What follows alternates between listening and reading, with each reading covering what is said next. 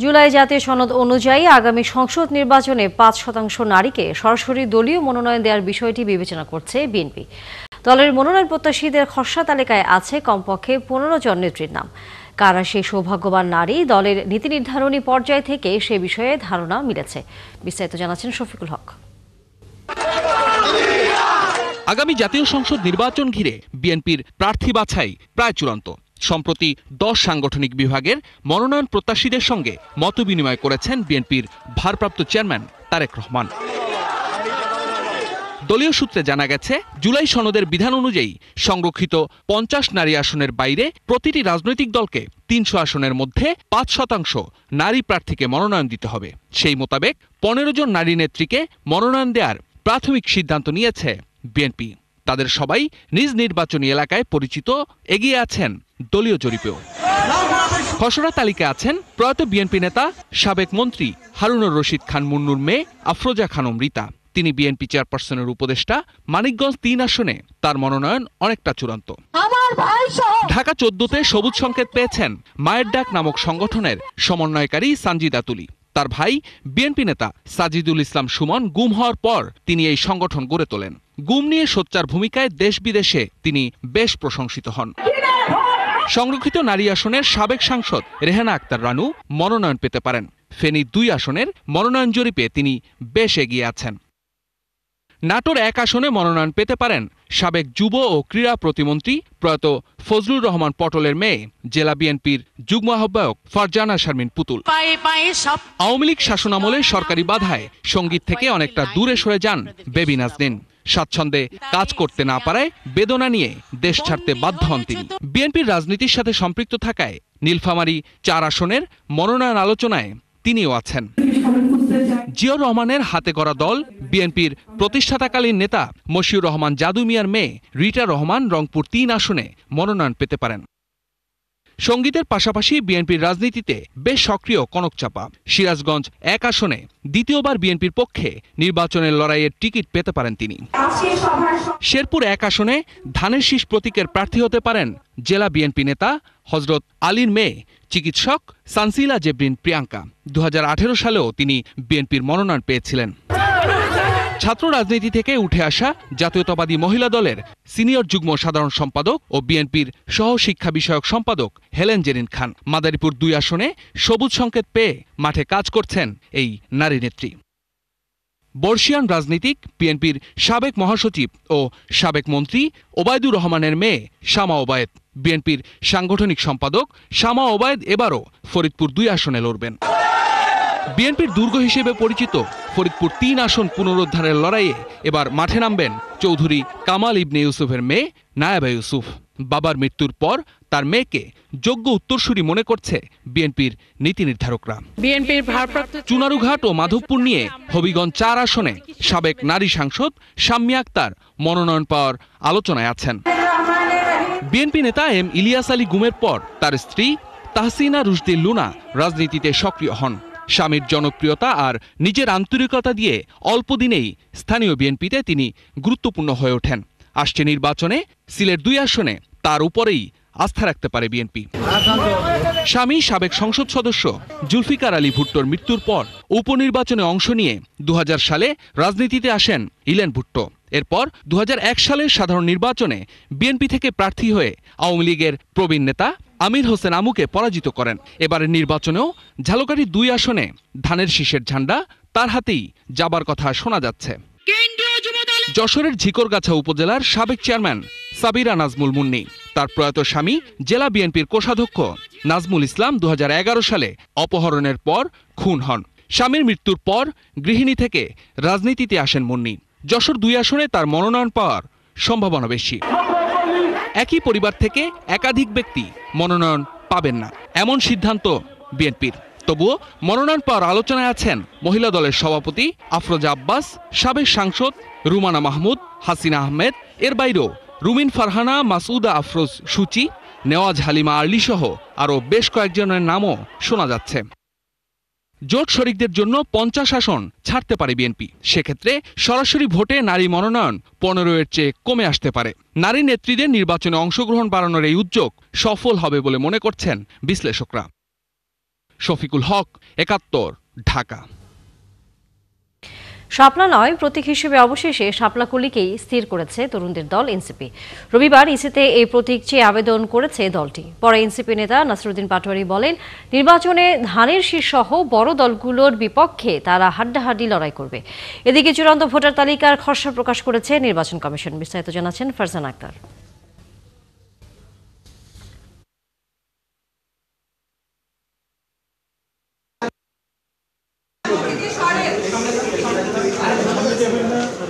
অবশেষে শাপলা প্রতীক নিয়ে ইসি ও এনসিপির রেষারেষির সমাপ্তি ঘটল। নতুন করে প্রতীকের তালিকায় যুক্ত হওয়া শাপলাকলি পেতে আবেদন করেছে এনসিপি। দলটির ৩ সদস্যের একটি প্রতিনিধি দল এই আবেদন কমিশনে জমা দেয়। এটা শাপলায় ছিল, শাপলার চেয়ে আরো এক ধাপ এগিয়ে হলো শাপলা কলিও এসেছে, অর্থাৎ শাপলাও আছে, কলিও আছে। যদি কোনো অন্য দল আবার এটার জন্য আবেদন করে তাহলে শাপলা কলি নিয়ে একটা সিমিলারিটিস তৈরি হবে। সেই জন্য হলো আমরা এটা আবেদনের মধ্যে আজকে দিয়ে রেখেছি। তবে আমাদের পছন্দের প্রথম জায়গাটা আমরা রেখেছি শাপলা, দ্বিতীয় রেখেছি সাদা শাপলা, তৃতীয় রেখেছি শাপলাকলি। আগামী নির্বাচনে ধানের শীষ ও শাপলাকলির হাড্ডাহাড্ডি লড়াই হবে বলেও দাবি করেন তিনি। আগামীতে ইনশাল্লাহ ধানের শীষ এবং শাপলাকলির হাড্ডাহাড্ডি লড়াই হবে। আমরা এককভাবে নির্বাচনের প্রস্তুতি নিচ্ছি। আমরা 300 আসনে প্রার্থী দিব। আমরা ইনশাল্লাহ বলি যে আগামীতে বিএনপি এবং জামায়াত যে বড় দলগুলো রয়েছে সেখানে শাপলাকলি ইনশাল্লাহ বড় ফাইটিং জোনে থাকবে। এদিকে সংসদ নির্বাচনকে সামনে রেখে চূড়ান্ত ভোটার তালিকার খসড়া প্রকাশ করেছে ইসি। বর্তমানে ভোটার সংখ্যা 12,76,12,384 জন।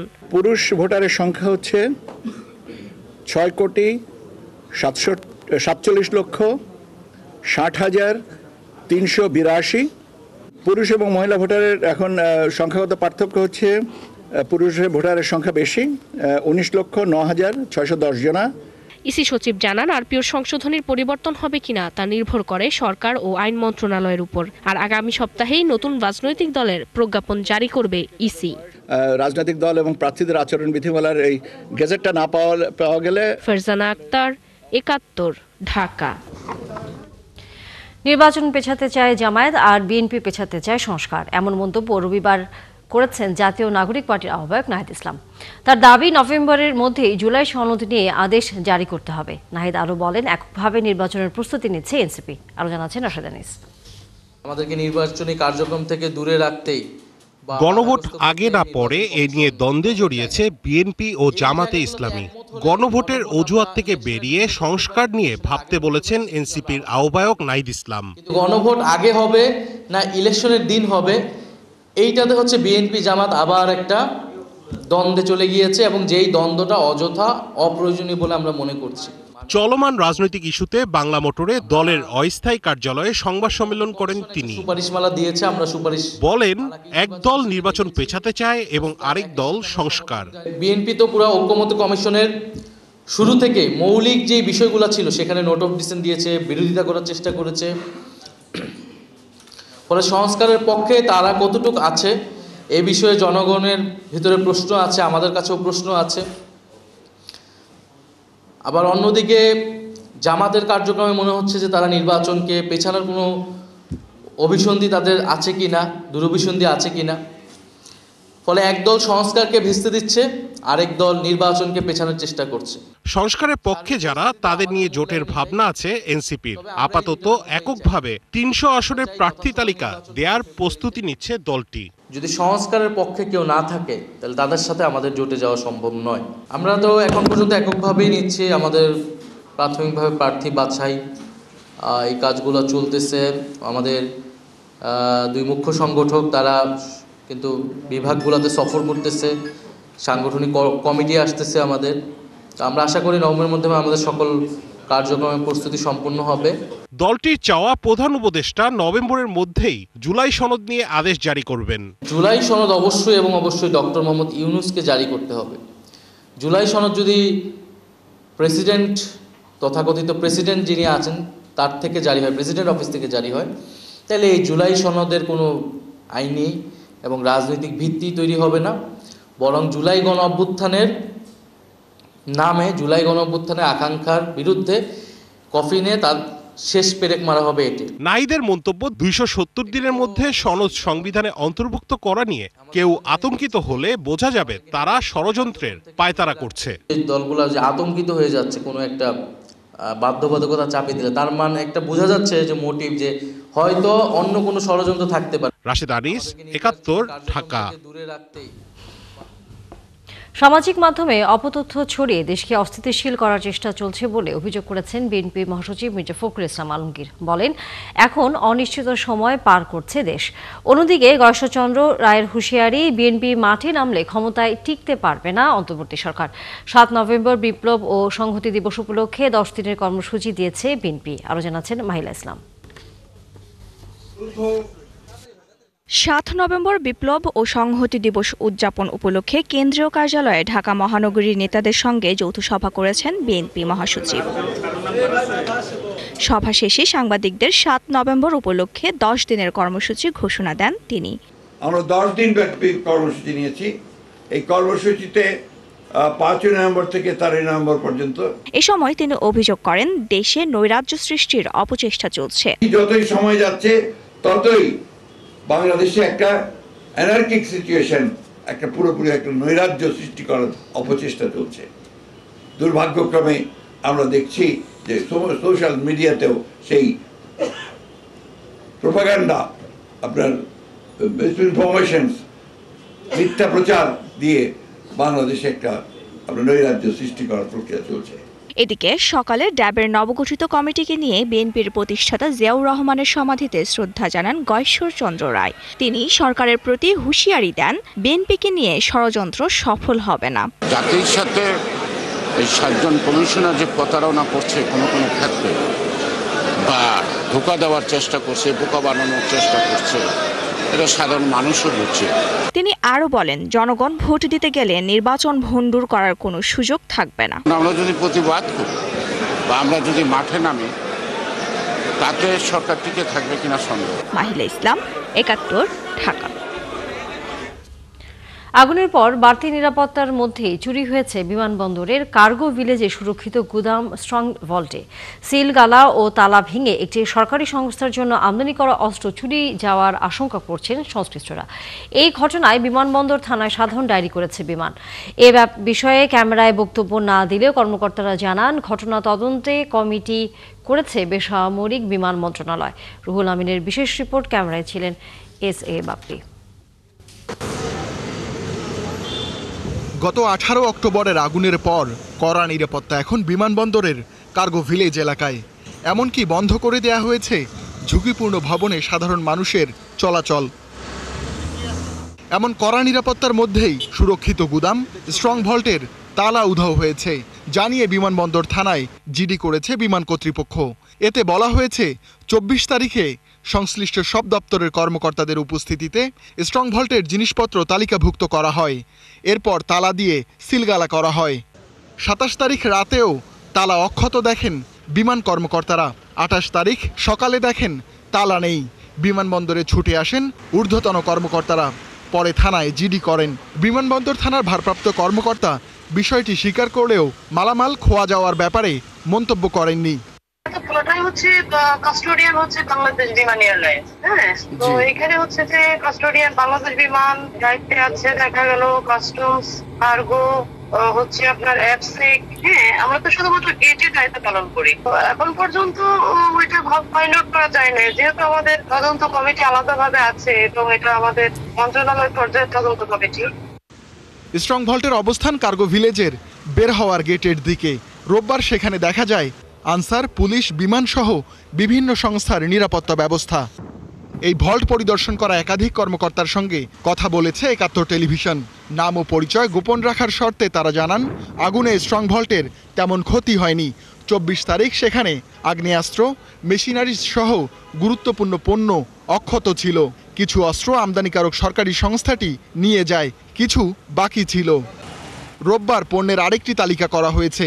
এখন দুটি তালিকা মিলিয়ে দেখা হবে। এ বিষয়ে বিমান বক্তব্য দিতে অস্বীকৃতি জানায়। কার্গো ভিলেজে কাজ করেন এমন ব্যক্তিরা জানান, স্ট্রং ভল্টে স্বর্ণ, হীরা, অস্ত্র, সফটওয়্যার ও দামি পার্টস রাখা হয়, যার তত্ত্বাবধান করে বিমান। সবথেকে দামি যে পণ্যটা ইম্পোর্ট করে আনে সেই পণ্যটা স্ট্রং রুম অনে রাখা হয়, স্ট্রং রুম টুনে স্ট্রং রুমে রাখা হয়। স্ট্রং রুম মানে কি? শক্তিশালী রুম, যেখান থেকে কোনো পণ্য মানে কি ইনসিকিউর অবস্থায় থাকবে না, সিকিউর অবস্থায় থাকবে। সেখানে কোনো পণ্য সহজে কেউ বের করতে পারবে না। কয়েকজন সিকিউরিটি অফিসারের সিগনেচারের মাধ্যমে এই পণ্যটা বের করা হয়। কার্গো ভিলেজ এলাকার বেশিরভাগ সিসিটিভি ক্যামেরা আগুনে পুড়ে গেছে। সেই সুযোগে স্ট্রং ভল্টের তালা ভেঙে চুরির চেষ্টা হয়েছে বলে মনে করছেন গোয়েন্দারা। রুহুল আমিন, ৭১, ঢাকা। মাদকসহ বিভিন্ন অপরাধ নির্মূলে মোহাম্মদপুরের জেনেভা ক্যাম্প এলাকায় পুলিশের চেকপোস্ট বাড়ানো হবে। একই সাথে ক্যাম্পে বসবাসরত অবৈধ বাসিন্দাদের সরিয়ে দেওয়ার উদ্যোগও নেওয়া হবে। রবিবার সকালে মোহাম্মদপুর জেনেভা ক্যাম্পে সিটি কর্পোরেশন কর্তৃপক্ষ ও পুলিশ যৌথ পরিদর্শন শেষে এসব সিদ্ধান্ত জানানো হয়।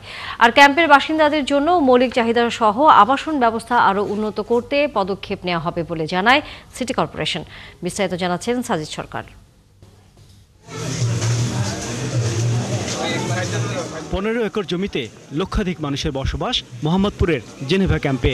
৮x৮ ছোট্ট ছোট্ট ঘরে ঠাসাঠাসি করেই বসবাস করেন স্বাধীনতার পর থেকে। কিন্তু এত বছরে তাদের কোনো উন্নয়ন হয়নি নানা কারণে। ক্যাম্প ঘিরে গড়ে উঠেছে মাদক বেচাকেনার বিশাল বাণিজ্য। রবিবার সকালে এই ক্যাম্প পরিদর্শনে আসেন সিটি কর্পোরেশন, রাজুক সহ পুলিশের কর্মকর্তারা। ক্যাম্পে ঢোকার মূল প্রবেশপথে ফুটপাত দখল করে বসানো অবৈধ দোকানপাট দ্রুত সময়ের মধ্যে সরিয়ে ফেলার নির্দেশ দেয়া হয়। পরে ঘুরে দেখেন স্বাস্থ্যসেবা কেন্দ্র এবং প্রাথমিক বিদ্যালয়। এ সময় এত বড় জনগোষ্ঠীর মৌলিক চাহিদার স্বল্পতার কথা তুলে ধরেন বাসিন্দারা। এটা তো তাও হচ্ছে, আমরা তো এটা তো এনজিও করছে, এখানে তো কোনো আর কিছু নাই। আমার থেকে ছোট ভাই বোন 7 জন আছে, আমরা 6টা ভাই বোন। দর্শক, প্রবাসী বিএনপির সদস্য নবায়ন এবং নতুন সদস্য কার্যক্রমের উদ্বোধনী অনুষ্ঠানে এরই মধ্যে ভার্চুয়ালি যুক্ত হয়েছেন বিএনপির ভারপ্রাপ্ত চেয়ারম্যান তারেক রহমান। আমরা সরাসরি সেখানে যুক্ত হচ্ছি। এবং সহকর্মীবৃন্দ, আসসালামু আলাইকুম। বিশ্বের বিভিন্ন দেশে বসবাসকারী প্রবাসী বাংলাদেশি যারা প্রবাসে থেকে দেশের রাজনীতির সঙ্গে নিজেদেরকে সম্পৃক্ত রাখতে চান, বিএনপির সদস্য হতে চান, বিএনপির সদস্য পদ নবায়ন করতে চান, তাদেরকে আনুষ্ঠানিকভাবে দলের সদস্য হিসেবে অন্তর্ভুক্ত করে নেবার জন্যই বিএনপি কার্যকর একটা উদ্যোগ গ্রহণ করেছে আজ। এবং এরই অংশ হিসাবে আজ উদ্বোধন হচ্ছে বিএনপির ওয়েবসাইটের মাধ্যমে অনলাইন পেমেন্ট গেটওয়ে সুবিধা। প্রবাসী বাংলাদেশিগণ দূর প্রবাসে থাকলেও অধিকাংশ প্রবাসীর পরিবার পরিজন দেশেই বসবাস করেন। সঙ্গত কারণেই রাজনীতির সঙ্গে অনেক প্রবাসীর সরাসরি যোগাযোগ বা সংযোগ না থাকলেও পরিবার সঙ্গে কিন্তু তাদের নিবিড় যোগাযোগ বা প্রতিনিয়ত একটা যোগাযোগ আছে। ফলে প্রবাসীরা দূর প্রবাসে থাকলেও তাদের হৃদয়ে কিন্তু 24 ঘন্টার প্রতিটা মুহূর্তই বাংলাদেশ। সুতরাং যেসব প্রবাসী বাংলাদেশিগণ সংশ্লিষ্ট দেশের বিধিবিধান মেনে বাংলাদেশের রাজনীতির সঙ্গে নিজেদেরকে সম্পৃক্ত রাখতে চান, তাদের জন্য সেই সুযোগ অবারিত থাকা প্রয়োজন বলে আমরা মনে করি। এবং সেই বিবেচনায় প্রবাসীদেরকে সহজেই রাজনৈতিক দলের সদস্য করার ক্ষেত্রে বিএনপির এই উদ্যোগ একটি ইতিবাচক উদ্যোগ হিসেবেই আমরা বিবেচনা করি। উপস্থিত সম্মানিত নেতৃবৃন্দ, অতিথিবৃন্দ, প্রিয় সহকর্মীবৃন্দ, বিশ্বের বিভিন্ন দেশে কম বেশি প্রায় 1.5 কোটি প্রবাসী বাংলাদেশি বসবাস করছেন। চাকরি কিংবা পেশাগত কারণে অনেকে যেমন প্রবাসী হয়েছেন, ঠিক একইভাবে বিগত 15-16 বছরে কেউ কেউ ফ্যাসিস্টের রোশনালা পড়েও প্রবাসী হতে বাধ্য হয়েছেন। এইসব প্রবাসী বাংলাদেশিদের অনেকেই বিগত 1.5 দশকেরও বেশি সময় ধরে চলা বাংলাদেশের ফ্যাসিবাদ বিরোধী আন্দোলনে বিভিন্ন ভাবে যার যার অবস্থান থেকে অত্যন্ত সোচ্চার ভূমিকা রেখেছেন। দেশে গণতন্ত্র এবং মানবাধিকার প্রতিষ্ঠার আন্দোলনে নিরলস ভূমিকার জন্য আমি প্রবাসীদেরকে জানাই, প্রবাসী সকল ভাই বোনদেরকে জানাই আন্তরিক অভিনন্দন। দর্শক, আমরা এতক্ষণ সরাসরি বিএনপির ভারপ্রাপ্ত চেয়ারম্যান তারেক রহমানের বক্তব্যে ছিলাম। চলছে সংবাদ সংযোগ, ফিরছে একটি বিরতির পর, থাকুন ৭১-এর সাথে। আছেন ৭১-এ, চলছে সংবাদ সংযোগ। গত সরকারের সময়ে বিদ্যুৎ খাতে ব্যাপক দুর্নীতির কারণে দাম বেড়েছে 25%, ভর্তুকি না থাকলে সেটি হতো 40%। এমন তথ্য জানিয়েছে 2010 সালের বিদ্যুৎ ও জ্বালানির দ্রুত সরবরাহ বৃদ্ধি আইন পর্যালোচনায় গঠিত কমিটি। রবিবার সচিবালয়ে সংবাদ সম্মেলনে এই তথ্য তুলে ধরেন কমিটি। এ সময় জ্বালানি উপদেষ্টা বলেন, আইনি বাধ্যবাধকতায় এখনই চুক্তি বাতিল করা যাচ্ছে না, তবে দুদকের মাধ্যমে ব্যবস্থা নেয়ার বিষয়টি বিবেচনা করা হচ্ছে। শারমিনের রিপোর্ট। আওয়ামী লীগ সরকারের আমলে বিদ্যুতের উৎপাদন বাড়াতে কুইক রেন্টাল কেন্দ্রের যাত্রা শুরু হয় বাংলাদেশে। এছাড়া ভারতের আদানি গ্রুপের সাথে বিদ্যুৎ ক্রয় চুক্তি এবং কয়লাভিত্তিক বিদ্যুৎ উৎপাদনেও একাধিক চুক্তি হয়। আর এসব চুক্তি করা হয়েছিল বিদ্যুৎ জ্বালানির বিশেষ বিধানের আওতায়। পতিত সরকারের আমল থেকেই কুইক রেন্টালের এইসব চুক্তি নিয়ে সমালোচনা শুরু হয়েছিল। অন্তর্বর্তী সরকার দায়িত্ব নিয়ে এই বিশেষ বিধান স্থগিত করে। এর অনিয়ম দুর্নীতি খতিয়ে দেখতে গঠন করা হয় জাতীয় কমিটি। 1 বছর পর রবিবার রিপোর্ট জমা পড়ল জ্বালানি মন্ত্রণালয়ে। পরে সংবাদ সম্মেলনে কমিটি জানালো, কুইক রেন্টালের নামে লুটপাট হয়েছে, ফলে বিদ্যুতের দাম বেড়েছে 25%। আমরা কি পেলাম? আমরা পেলাম massive corruption, collusion, fraud, irregularities and illegalities in the process of execution of power purchase agreements with independent power producers. মাসুলটা দিচ্ছে সাধারণ ভোক্তা, ক্রেতা, ট্যাক্স পেয়ার। আমাদের উপর এটা চাপায় দিয়ে তারা চলে গেছে। এই যে বিশাল অঙ্কের লোন, বিশাল অঙ্কের এই দামের বিদ্যুৎ, এটা আমরা দিব। এর সাথে ইলেকট্রিসিটি জেনারেশনের যে হিসাবটা, এটা আইনস্টাইনও মেলাতে পারবে না। প্রশ্নের জবাবে জ্বালানি উপদেষ্টা বলেন, আইনি বাধ্যবাধকতায় চাইলেই চুক্তি বাতিল করে সরকারকে চাপে ফেলা যায় না। বিদ্যুৎ বিভাগ এবং বিদ্যুৎ উন্নয়ন বোর্ডও এর মধ্যে অন্তর্ভুক্ত, তো আমরা তাহলে এটার জন্য অপেক্ষা করতে হবে। কিন্তু এটা যেটা বললাম যে শুধুমাত্র আমার ব্যক্তিগত মতামত কিংবা এই যে কমিটির একটা রিপোর্ট অফ এলিগেশনস যেগুলো হয়েছে বলে, সেটার ভিত্তিতে কিন্তু কিছু করা যায় না। কারণ আমরা এমন কিছু করতে চাই না যেটা সরকারকে আরো একটা বড় দায়, অলরেডি আমরা একটা বড় দায় হয়েছে এইসব অনিয়মিত কন্ট্রাক্টগুলো করার ফলে। কিন্তু এখন এগুলোকে বাতিল করতে গিয়ে আমরা সরকারকে আরো একটা বড় দায়ের মধ্যে ফেলতে চাই না। আগামী জানুয়ারির মধ্যে এই বিষয়ে পূর্ণাঙ্গ রিপোর্ট দেওয়া হবে বলে জানালো কমিটি। শারমিন নীরা, ৭১, ঢাকা। ভোটের কারণে পিছিয়ে যাচ্ছে এবারের বিশ্ব ইজতেমা। ফেব্রুয়ারিতে নির্বাচনের পর সুবিধাজনক সময়ে ইজতেমা হবে বলে জানিয়েছেন ধর্ম উপদেষ্টা। রবিবার সচিবালয়ে মাওলানা জুবায়ের ও মাওলানা সাদপন্থীদের সাথে বৈঠক শেষে সাংবাদিকদের প্রশ্নের জবাবে তিনি আরও বলেন, ফেব্রুয়ারিতে নির্বাচন হবে, সরকারের সাথে রাজনৈতিক দলগুলোর কোনো দূরত্ব নেই দাবি করেন তিনি। শামিনীরার আরেকটি রিপোর্ট। টঙ্গীর তুরাগপাড়ে মুসলিম উম্মাদের অন্যতম বড় সমাবেশ বিশ্ব ইজতেমা। শীতের মৌসুমে জানুয়ারি কিংবা ফেব্রুয়ারি মাসে ইজতেমাকে কেন্দ্র করে দেশ বিদেশি ধর্মপ্রাণ মুসল্লিরা সমবেত হন এই জমায়েতে।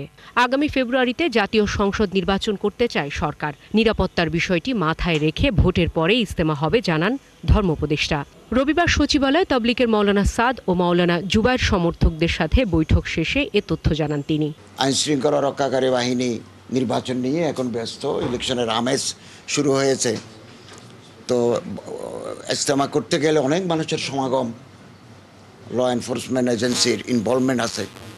তো আমরা সিদ্ধান্ত নিয়েছি ইজতেমা হবে ইলেকশনের পরে। প্রশ্নের জবাবে তিনি বলেন, ফেব্রুয়ারিতে নির্বাচন নিয়ে কোনো সংশয় নেই, রাজনৈতিক দলের সাথে সরকারের কোনো দূরত্ব সৃষ্টি হয়নি। রাজনৈতিক দলের সাথে হাইকমান্ডের সার্বক্ষণিক যোগাযোগ আছে এবং নির্বাচন আমরা করতে পারবো সুষ্ঠু, নিরপেক্ষ, অবাধ। এ ব্যাপারে আমাদের প্রস্তুতি আছে, রাজনৈতিক দলগুলোর সাথে আলোচনা আছে। ভারতের নির্বাসিত ইসলামী স্কলার ডাক্তার জাকির নায়েকের বাংলাদেশে আসার অনুমোদনের বিষয়ে জানতে চান সাংবাদিকরা। জবাবে উপদেষ্টা জানান, তাকে আসার বিষয়ে সিদ্ধান্ত নেবে পররাষ্ট্র ও স্বরাষ্ট্র মন্ত্রণালয়। শারমিন নীরা, ৭১, ঢাকা। দেশের যোগাযোগ ব্যবস্থা খুবই হযবরল অবস্থায় আছে। এটাকে দ্রুত শৃঙ্খলার মধ্যে আনতে না পারলে পুরো ব্যবস্থাটাই অর্থনীতির জন্য গলার ফাঁসে পরিণত হবে বলে মন্তব্য করেছেন প্রধান উপদেষ্টা ডক্টর মোহাম্মদ ইউনূস। এ সময় পরিবেশকে প্রভাবমুক্ত রেখে সমন্বিত যোগাযোগ ব্যবস্থা তৈরির আহ্বান জানান তিনি। যোগাযোগ ব্যবস্থা নিয়ে যমুনায় আন্তঃমন্ত্রণালয় বৈঠকে এসব কথা বলেন তিনি। আরও জানাচ্ছেন মোহন ইসলাম। সড়ক, রেল, বিমান ও নৌপথের যোগাযোগ ব্যবস্থাকে সম্মিলিত করতে রাষ্ট্রীয় অতিথি ভবন যমুনায় বসে আন্তঃমন্ত্রণালয় বৈঠকে প্রধান উপদেষ্টা বলেন, দেশের যোগাযোগ ব্যবস্থা হযবরল অবস্থায় আছে। একে শৃঙ্খলায় আনতে না পারলে পুরো ব্যবস্থা অর্থনীতির জন্য গলার ফাঁসে পরিণত হবে।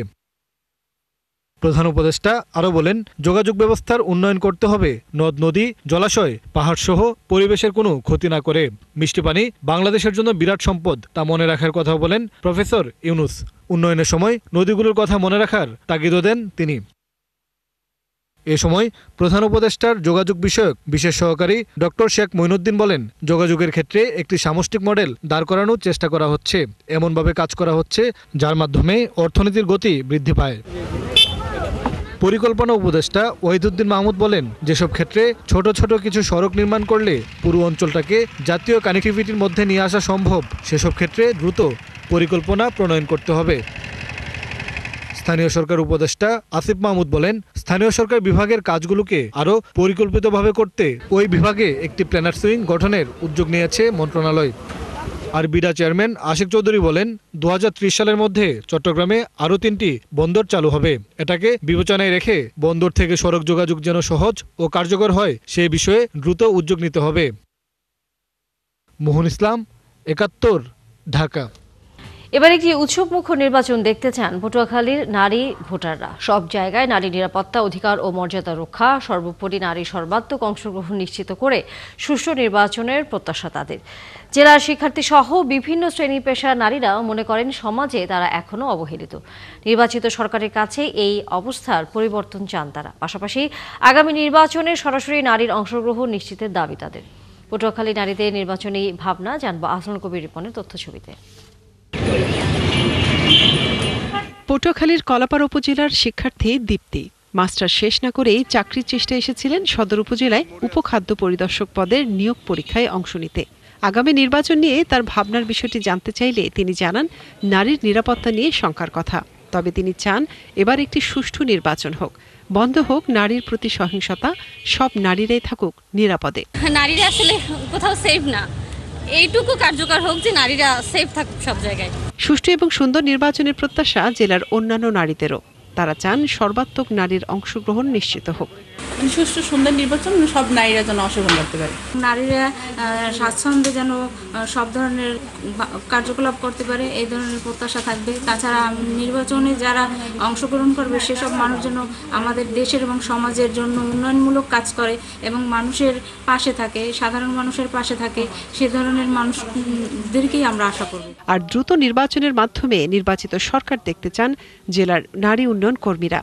তারা মনে করেন ধর্মীয় দলগুলোর উত্থান নারীর অংশগ্রহণে অন্তরায় হবে না। নির্বাচনটা যত দ্রুত হয়ে যায় ততই আমাদের জন্য ভালো, সাধারণ জনগণের জন্য একটা নির্বাচিত সরকার, এটা আমাদের জন্য সর্বক্ষেত্রে ভালো। যেহেতু আমি 3 ওয়ার্ডে নারী কাউন্সিলর ছিলাম, পুরুষদের প্রভাবটাই বেশি পড়ছে। আমরা নারীরা সবসময় ছিটাফোটা, মানে তারা অরিজিনাল কাজগুলো তারা সব নিয়ে ফেলানো জিনিসগুলো আমাদের উপরে লেগছে। আমরা চাই নারীদের এই অধিকারটা দেওয়া হোক। সুষ্ঠু একটা নির্বাচন হোক, গণতন্ত্র ফিরে আসুক দেশে, বাংলাদেশে, কারণ নির্বাচন ছাড়া কোনো বাংলাদেশের উন্নয়নের কোনো কিছুই সম্ভব না। আগামী নির্বাচনে নারী প্রার্থীদের অংশগ্রহণ বাড়ানো এবং সরাসরি তাদের ভোটে দাঁড়ানোর সুযোগ চেয়েছেন মহিলা পরিষদের এই নেত্রী। তিনি বলেন, নির্বাচনে নারীদের স্বতঃস্ফূর্ত অংশগ্রহণ যেন নিশ্চিত করা হয়। নারী আসন সংরক্ষিত না থেকে সরাসরি ভোটে নির্বাচিত হয়। ইতিপূর্বে আমরা দেখেছি যে নারীরা তাদের মেধা দিয়ে, যোগ্যতা দিয়ে সরাসরি নির্বাচনে অংশগ্রহণ করেছে। আমাদের যেমন একথা শুনতে না হয় যে নারীরা সংসদে এক সেট অলংকার, এটা নারীদের জন্য লজ্জার। আমরা উৎসব মুখর পরিবেশে এবং সুন্দর নিষ্ঠার সঙ্গে এবং অত্যন্ত শান্তিপূর্ণ পরিবেশে নারীদের অংশগ্রহণ নিশ্চিত করা হয়, রাষ্ট্রের কাছে এটাই আমার প্রত্যাশা। 8টি উপজেলা ও 5টি পৌরসভা নিয়ে গঠিত পটুয়াখালী জেলায় সংসদীয় আসন রয়েছে 4টি, আর এই জেলায় মোট ভোটারের অর্ধেকই নারী। মনিরা কাজুরি, ৭১।